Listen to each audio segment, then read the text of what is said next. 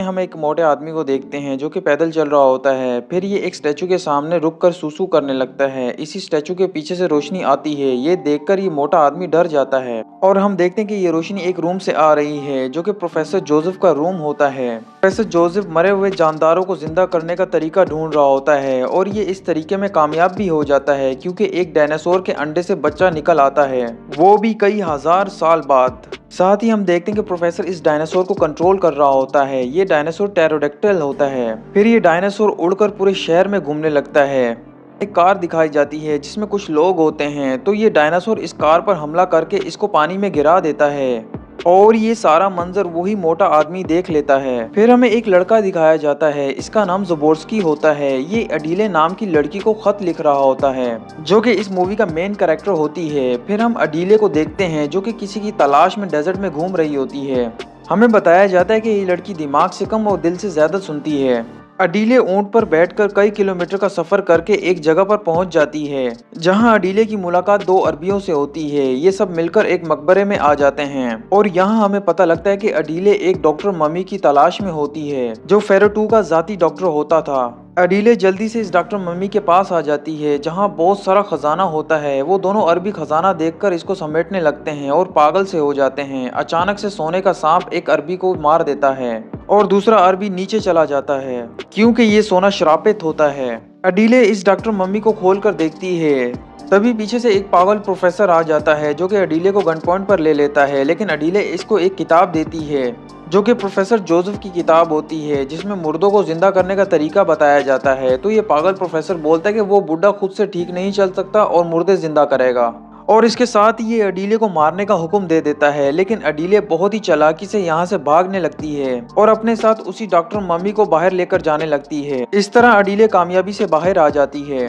दूसरी तरफ एक पुलिस वाला जिसका नाम कपोनी होता है, वो उसी मोटे से पूछता है कि बता तूने क्या देखा। ये ऑफिसर को सब बताता है लेकिन ऑफिसर इसका मजाक बनाता है, पर इसी ऑफिसर का बंदा बोलता है कि सर ये सच बोल रहा है। प्रेसिडेंट अपने बंदे को बोलता है कि टेरोडेक्टिल की कहानी क्या है, लोग कुछ भी बोलेंगे, क्या हम यकीन कर लेंगे।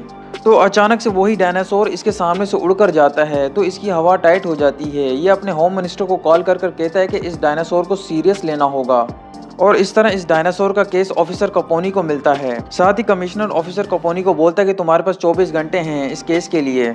ज़बोर्स्की का मास्टर उसी अंडे को देखकर बोलता है कि ये अंडा है चूहा है। तभी यहाँ ऑफिसर कपोनी आ जाता है और इन दोनों से कुछ पूछगिछ करने लगता है। तो ज़बोर्स्की का मास्टर बोलता है कि मैं जुरासिक का एक्सपर्ट नहीं हूँ, पर मैं आपको एक एक्सपर्ट का बता सकता हूँ जो कि इस काम में बहुत ही माहिर है। दूसरी तरफ वही टेरोडेक्टिल प्रोफेसर जोसेफ के पास आ जाता है। प्रोफेसर इसको खाने के लिए मीट देता है ताकि इसकी भूख कम हो सके। लेकिन हम देखते हैं कपोनी इसी प्रोफेसर के घर आ जाता है। ये बोलता है कि मैंने सुना है कि आप जुरासिक के एक्सपर्ट हैं। तो प्रोफेसर इनको अंदर बुलाता है। कपोनी बोलता है कि ये पर्दे आगे क्यों हैं। प्रोफेसर कहता है कि मुझे रोशनी से इशू है। कपोनी इस डायनासोर के बारे में पूछने लगता है लेकिन हमें मालूम होता है कि टेरोडेक्टिल इसी पर्दे के पीछे है। जब ऑफिसर बॉयल अंडा खा रहा होता है तो ये देखकर टेरोडेक्टिल भड़क जाता है और यहाँ से उड़ जाता है। प्रोफेसर बोलता है कि ये सब कुछ अंडे की वजह से हुआ है। तो कपोनी बोलता है कि इसको पकड़ लो। हम अडीले को देखते हैं, ये उस मम्मी को अपने घर में ले आती है और इसको एक तरफ रखकर ये अपनी बहन के पास जाती है जहाँ हम देखते हैं कि इसकी बहन अधमरी होती है क्योंकि इसकी बहन के सर में एक सीख घुसी होती है और ये सीख कैसे इसकी बहन के सर में घुसी ये सब कुछ हमें आगे पता चलेगा। अडीले अपनी बहन को बोलती है कि ये फेरो 2 का डॉक्टर है, ये तुम्हें ठीक कर देगा, बस इसको जिंदा करने की जरूरत है। अचानक से ज़बोर्स्की यहाँ आ जाता है। ये इसको एक जरूरी खत देता है तो अडीले इसको बोलती है कि मैं इसको नहाते हुए पढ़ लूंगी। फिर इसके साथ अडीले को मालूम होता है कि प्रोफेसर को जेल में डाल दिया गया है उस डायनासोर को अपने पास रखने के लिए और प्रोफेसर को बहुत जल्दी फांसी भी हो जाएगी। ये सुनकर अडीले जल्दी से जेल की तरफ जाती है। ये नकली वकील बनकर प्रोफेसर के पास जाती है और कहती है कि मैंने पेटमोसिस की मम्मी को हासिल कर लिया है, वो मेरे घर में है, बस आपको उसको जिंदा करना होगा।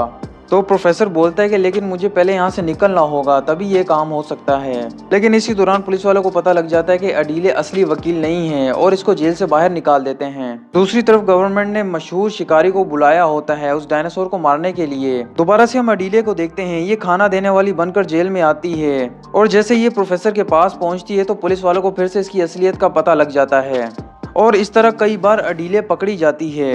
अडीले हार नहीं मानती। अडीले दोबारा से प्रोफेसर के पास जाती है, लेकिन प्रोफेसर अपनी जेल में नहीं होता, क्योंकि प्रोफेसर की जगह कोई और होता है और ये बताता है कि प्रोफेसर को कल सुबह फांसी हो जाएगी। अडीले जल्दी से प्रेसिडेंट के पास जाती है और इसको कहती है कि जब से आप प्रेसिडेंट बने हैं आपने बहुत से लोगों को फांसी से बचाया है और मैं चाहती हूँ कि आप प्रोफेसर जोसेफ को भी बचा लें, वो बेकसूर हैं। और प्रोफेसर ही वाहिद ऐसे शख्स हैं जो कि उस डायनासोर को कंट्रोल कर सकते हैं। तो प्रेसिडेंट बोलता है कि उस डायनासोर का बंदोबस्त करने के लिए हमने वैसे भी एक शिकारी को बुला लिया है। तभी प्रेसिडेंट का कुत्ता बार बार इस पर भौंकने लगता है, तो अचानक से वही डायनासोर इन पर हमला कर देता है और प्रेसिडेंट के कुत्ते को अपने साथ ले जाता है।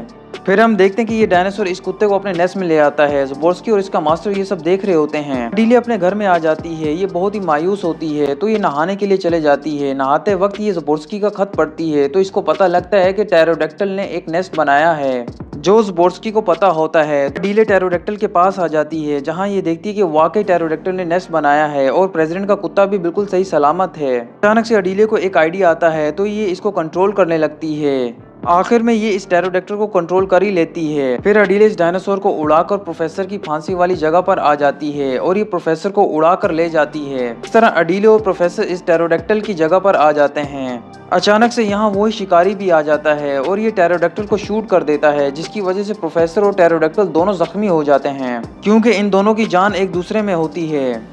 ज़बोर्स्की का मास्टर इस शिकारी को यहाँ से भगा देता है। अडीले प्रोफेसर को बोलती है कि आप नहीं मर सकते प्रोफेसर, आपने मेरी बहन की मदद करनी है। तो अडीले प्रोफेसर को अपनी बहन के पास ले आती है और प्रोफेसर इसको कुछ सामान लाने का बोलता है। अडीले सबका बंदोबस्त करती है। फिर प्रोफेसर इस मम्मी को जान देने की कोशिश करता है। अडीले अपनी बहन को कहती है कि ये काम कर रहा है, लेकिन अचानक से टेरोडैक्टिल और प्रोफेसर की मौत हो जाती है।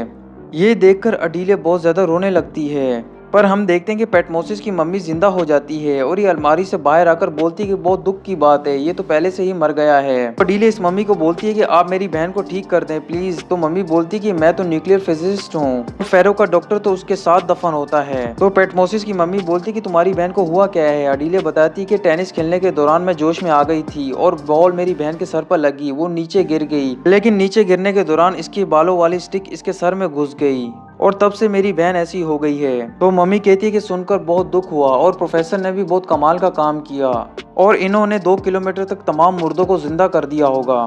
तभी अडीले बोलती कि क्या मतलब 2 किलोमीटर। तो मम्मी बोलती है कि जैसे पानी में पत्थर मारने से वाइब्रेशन बनती है दूर तक, ये रेडिएशन भी ऐसे ही काम करती है। अडीले बोलती है मतलब फेरो 2 का डॉक्टर कभी भी उससे दूर नहीं हुआ। तो मम्मी बोलती है हाँ, वो उसके साथ दफन है। तो अडीले बोलती है कि पेटमोसिस तुम जीनियस हो। फिर दोनों करीबी म्यूजियम में जाते हैं, जहाँ ये फेरो 2 के तमाम खादमों के ताबूत खोलने लगते हैं। ये सब मम्मी से पूछते हैं कि तुम डॉक्टर हो क्या। सब कहते कि नहीं, और इस तरह सारी मम्मी ताबूत से बाहर आ जाती हैं। फिर पेटमोसिस एक ताबूत खोलता है जिसमें फेरो 2 उठकर पेटमोसिस और अडीले से बात करता है। अडीले इसको कहती है कि मुझे मेरी बहन को ठीक करना है। पेटमोसिस भी कहता है कि आप इजाजत दें ताकि ये अपनी बहन को जिंदा कर सके। तो फेरो पेटमोसिस को बोलता है कि तुमने मुझे इतनी सी बात के लिए जगाया।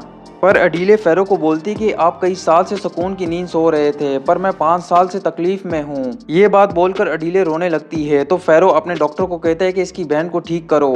फिर हम देखते हैं कि फेरो 2 का डॉक्टर अडीले की बहन का इलाज करने लगता है और इलाज के फौरन बाद इसकी बहन उठ जाती है और कहती है कि तुम पागल हो क्या, ऐसे कोई बॉल मारता है। अडीले अपनी बहन को सॉरी बोलती है और इसको गले से लगा लेती है। पेटमोसिस अडीले को कहता है कि आपसे मिलकर अच्छा लगा और ये यहाँ से जाने लगता है अपने लोगों के साथ। ये सारी मम्मीज नाइल रिवर की तरफ जाने लगती हैं। पेटमोसिस उसी मोटे आदमी से नाइल रिवर का रास्ता पूछता है, तो मोटा बेहोश हो जाता है। आखिरी सीन में अडीले को मिलने के लिए ज़बोर्स्की आता है, लेकिन इसकी मुलाकात अडीले की बहन से हो जाती है। ज़बोर्स्की इसको देखकर इस पर फिदा हो जाता है। तो अडीले की बहन बोलती कि आओ घर में बैठकर गपशप करें। तो ज़बोर्स्की इसके साथ घर में आ जाता है।